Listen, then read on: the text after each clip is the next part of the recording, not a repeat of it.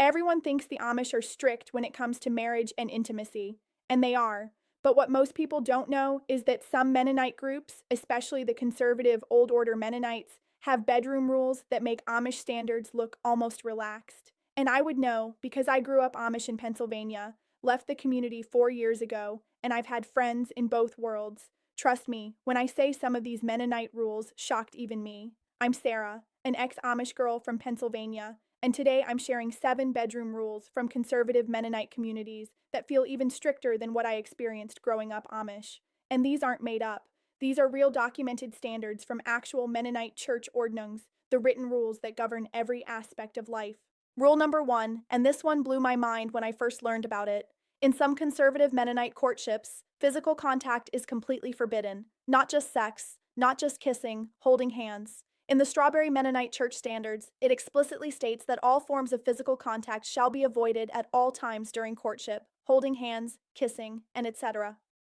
Now, when I was Amish, we practiced bundling in some communities, where courting couples could lie in bed together fully clothed to talk and get to know each other. It was meant to test self-control, but at least you could hold hands.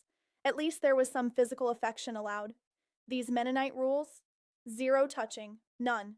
You're supposed to fall in love and commit to marriage without ever experiencing physical affection with that person. Rule number 2, head coverings must be worn at all times.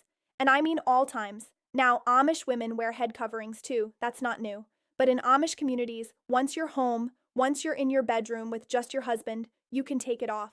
Not in the strictest Mennonite communities. The covering stays on. During intimacy, while sleeping. Some women have told me they only remove it to wash their hair, and even then, they feel guilty about it.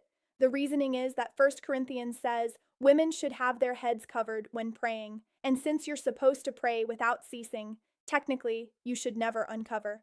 It's modesty taken to an extreme that even my Amish mother would have found excessive. Rule number 3, and this is where it gets really specific. Nightgowns must be full-length, long-sleeved, and modest even in the privacy of your own bedroom. I've seen the catalogs that conservative Mennonite women order from. These aren't your typical nightgowns. They're essentially dresses you sleep in, high necklines, no lace, nothing that could be considered attractive or sensual. Because even in your bedroom, even with just your husband, modesty is required. When I was Amish, we wore long nightgowns too, but they weren't regulated like this. There was some flexibility, but I've talked to ex-Mennonite women who said they were taught that showing any part of your body, even to your husband, was immodest. That intimacy should happen in the dark, under covers, with as little exposure as possible. Rule number 4, courtship hours must end before midnight. Now, Amish have similar rules, but here's the difference. The Strawberry Mennonite Church Standards say courtship should not be practiced too frequently. So not only do you have a curfew, you're also limited in how often you can even see your boyfriend or girlfriend. The idea is that too much time together leads to temptation. Better to keep courtship brief, infrequent, and tightly controlled. I knew Amish couples who saw each other multiple times a week during courtship, but in these Mennonite communities, you might only be allowed to court once a week, maybe twice if you're lucky, and every minute is monitored. Rule number 5, and this is a big one. Married couples are expected to confess any sexual sin, even within marriage. Now, both Amish and Mennonites expect confession for premarital sex or adultery. That's standard. But some conservative Mennonite communities take it further. There's historical documentation that certain sexual acts, even between married couples, were considered sinful. Oral sex required lifelong penance in medieval Mennonite communities. And while that's not formally enforced today, the attitude lingers. I've heard stories of women being told by church leaders that anything beyond procreative sex is sinful, that pleasure for pleasure's sake is worldly. One ex-Mennonite woman told me her mother advised her on her wedding night to just endure it, that it was her duty, not something to enjoy. Rule number 6, modesty extends to how you sleep. Some conservative Mennonite couples are expected to maintain modesty even while sleeping in the same bed. This means no cuddling, no physical closeness that could lead to temptation outside of the specific purpose of procreation. One woman told me her grandmother slept in a separate twin bed from her grandfather their entire marriage to avoid temptation. They only came together when they were intentionally trying to conceive a child. And this wasn't seen as strange. It was seen as righteous self-control. Now, I grew up Amish and we had strict rules about modesty, but once you were married, what happened in your bedroom was between you and your spouse.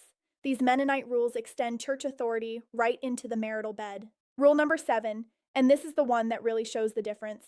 Some conservative Mennonite communities have written standards for everything, and I mean everything. The Amish have Ordnung too, unwritten rules passed down through tradition, but conservative Mennonites often have typed, printed, official documents outlining exactly what's allowed and what's not.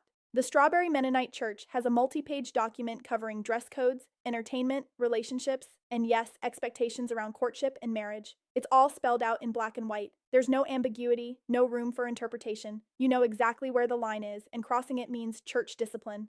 Now, here's what people need to understand. I'm not sharing this to mock Mennonites or to say one group is better than another. I left the Amish because their rules felt suffocating to me, but I also recognize that for people who genuinely believe these standards honor God, they find peace in them. What I want people to understand is that strict religious communities exist on a spectrum. The Amish aren't the strictest, not by a long shot. And here's something else that's important. These extreme rules, whether Amish or Mennonite, they affect people's mental and emotional health in ways outsiders don't see. I've talked to women from both communities who struggle with intimacy in their marriages because they were taught their entire lives that their bodies are shameful, that physical pleasure is sinful, that even natural attraction to your spouse is something to suppress. They get married, and they're suddenly supposed to flip a switch and be okay with physical intimacy, but years of conditioning don't just disappear. I knew a woman, I won't say which community she came from, who told me she cried on her wedding night because she'd been taught so thoroughly that her body was something to hide, that physical touch was dangerous, that she couldn't relax enough to be intimate with her husband. And her husband, who'd been raised the same way, didn't know how to comfort her. They both felt like they were doing something wrong, even though they were married, and it was supposed to be right. That's what these extreme purity rules do. They don't just govern behavior, they shape how people see themselves, their bodies, their relationships. And let me be clear, most Mennonites today don't follow these extreme standards, just like most Amish communities vary widely in how strict they are. I'm talking about the most conservative groups, the Old Order Mennonites and the ultra-conservative branches. But those groups exist, and they're growing in some areas. There are young people being raised right now under rules that are even stricter than what I experienced. Here's what outsiders don't realize. When you're inside these communities, you don't question the rules. You're taught from birth that these standards protect you, that the outside world is corrupt and dangerous, that following every rule exactly is what keeps you pure and right with God.